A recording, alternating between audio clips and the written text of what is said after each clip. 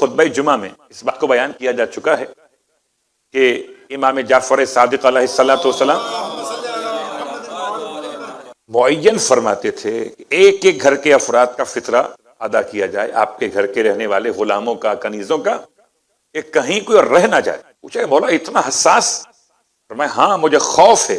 اس بات کا خوف ہے کہ اگر فطرہ نہ دیا گیا تو موت واقع ہو جائے گی۔ اگر ہم یوں کہیں کہ فطرہ سال کی حیات کی علامت کے طور پر ہے تو غلط نہیں ہوگا۔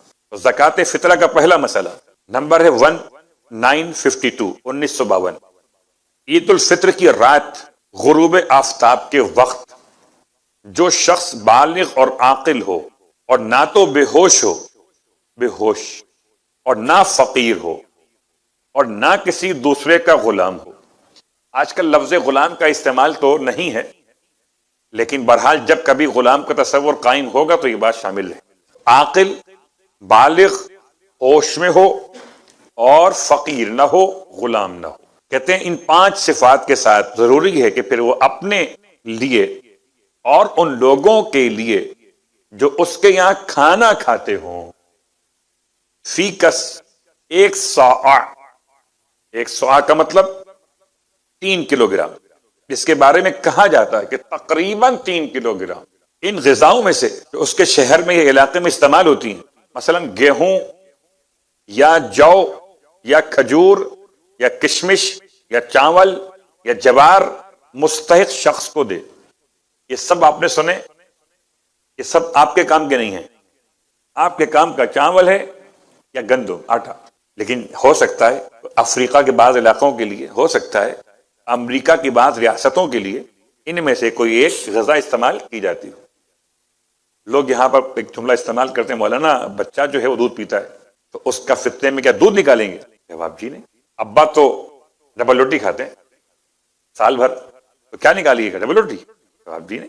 ارے ہم تو خالی وٹامن کھاتے ہیں، پھر کیا نکالیے گا؟ آپ کا کھانا مراد نہیں ہے۔ پھر دیکھیں الفاظ کیا ہے، کہتے ہیں کہ ان غذاؤں میں سے جو اس کے شہر، خود اس کی گھر کی بات نہیں ہو رہی، اس کے اپنی ذات کی بات نہیں، اس کے شہر یا علاقے میں استعمال ہوتی ہو۔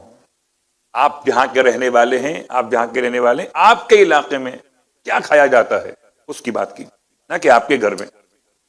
مثلا گیہوں یا جو ابھی نام بھی دیا مسال کہہ کر، ہو سکتا ہے جیسے گیہوں، اور اگر ان کے بجائے اصل لفظ ہے 3 کلو جنس غلات میں سے جو استعمال ہوتے ہیں غذا کے طور پر، وہ دیے جائیں، اور اگر ان کے بجائے ان کی قیمت نقدی کی شکل میں، کرنسی کی شکل میں، بڑا آسان کر دیا قبلہ، ورنہ کہاں گھومتے لے کر 3 کلو چاول کی تھیلی کو۔ پھر سوچئے کیا ہوتا اگر گھر میں لوگ 6 ہوتے اور 18 کلو چاول اٹھا کے بوجھ کندھے پر کہاں لے جاتے آپ؟ اور پھر اگر یہاں سے آپ کو پاکستان یا انڈیا بھیجنا ہوتا تو انا للہ ہو جاتا آپ کا، جتنا چاول کا پیسہ نہیں لگتا اتنا پہنچانے کا پیسہ لگ جاتا۔ خیر، تو آسانی کر دی شریعت کہ دونوں آپشن دیے آپ کو۔ اگر آپ صاحب حیثیت ہیں، زمیندار ہیں، آپ کے گھر میں گھر کی گندم آتی ہے، گھر کے چاول آتے ہیں، تو آپ کے لیے جنس ہے، پیسے کی بات نہیں ہے۔ لوگ سوال کرتے ہیں گھما کے پیسے، کتنے پیسے ہوئے فطرے کی اس مرتبہ؟ فطرہ پیسے پہ نہیں نکلتا، فطرہ ہے جنس پر۔ کون سی جنس؟ جو آپ کے استعمال ہوتی ہو، گھر میں نہیں، شہر میں۔ کہتے ہیں اگر اس کی قیمت نقدی کی شکل میں دیتے تب بھی کافی ہے۔ احتیاط لازم یہ ہے کہ جو غذا اس کے شہر میں عام طور پہ استعمال نہ ہوتی ہو، چاہے وہ گیہوں اس کے شہر میں، اس کے شہر استعمال نہ ہوتی عام طور پہ، یعنی بعض علاقے ہیں جہاں پر چاول بہت استعمال ہوتے ہیں اور بعض علاقوں میں چاول بہت کم استعمال ہوتے ہیں، نہ ہونے کے برابر۔ بعض علاقوں میں جو استعمال ہی نہیں ہوتی، تو کہتے ہیں کسی بھی ایسی جنس یا اس کی قیمت کو ادا کرنا جو آپ کے شہر میں استعمال عام طور سے نہ ہوتی ہو، تو چاہے وہ گیہوں ہی کیوں نہ ہو، وہ چاہے جو کھجور کشمش کچھ بھی ہو، تو کہتے ہیں اس میں بھی فطرے کو نہ ادا کیا جائے۔ اس کا مطلب بہت آسان سا ہے، شریعت چاہتی ہے کہ راشن کے اسٹائل میں آپ عید منانے سے پہلے، عید کی رات میں، کہ کہیں کوئی مسلمان، کہیں کوئی مومن حالت غربت میں عید کی رات میں بھی بچوں کو روٹی نہ دے سکے تو اس کے گھر آٹا یا چاول پہنچا دیا جائے۔ نقدی کا مسئلہ تو بعد میں شروع ہوا ہے، اصل مسئلہ یہ والا. لیکن کون سی والی خوراک جو سب کھا سکتے ہو شہر کے اعتبار سے. اگلا مسئلہ،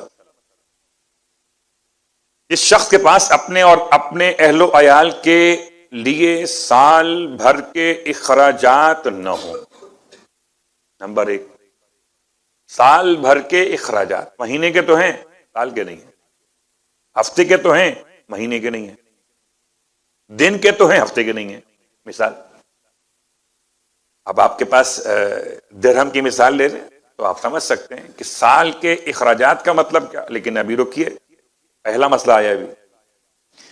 اور اس کا کوئی روزگار بھی نہ ہو، نہ تو پورے سال کے اخراجات ہیں گھر پہ اور نہ کوئی اس کا روزگار ہے کہ جس کے ذریعے وہ اپنے اور اہل و عیال کے سال بھر کا خرچہ پورا کر سکے. ایسے شخص کو شریعت نے فقیر کہا، چاہے وہ مانگتا نہ ہو، چاہے وہ ہاتھ نہ پھیلاتا ہو، کپڑے اچھے پہنتا ہو، گاڑی میں بیٹھ کر آتا ہو. بہت غور کیجئے گا، فقیر کی تعریف کیا ہے. اس کے پاس سال بھر کے اخراجات نہیں ہیں. گاڑی اچھے وقتوں میں لی تھی، یہ گاڑی بیچ کر بھی سال بھر کے اخراجات پورے نہیں کر سکتا. اور اگر گاڑی بیچ دے گا تو یہ کیسے باہر آ سکے گا اپنے کسی کام کے حوالے سے کہ نیڈ ہے یہ. تو فقیر کے پاس گاڑی ہو سکتی ہے، کپڑے اچھے ہو سکتے ہیں. تعریف کیا فقیر کی؟ 2 تعریفیں، ایک اخراجات پورے نہ ہو سال کے اعتبار سے، ایک روزگار نہ ہو. تو ایسے انسان کے لیے روزگار کیسا؟ بچے ماشاءاللہ زیادہ ہیں اور سارے بچوں کی اخراجات اٹھانے کی اس کے پاس روزگار نہیں ہے. روزگار ایسا ہے کہ وہ کماتا ہے دن میں 10 درہم، مثلا خرچہ ہے 20 درہم کا، تو پورے ہر مہینے کسی کے سامنے، اللہ اکبر، خدا محفوظ رکھے اور ہر ایک کو اتنی برکت دے کہ کبھی کسی کے سامنے ہاتھ نہ پھیلانے پڑے.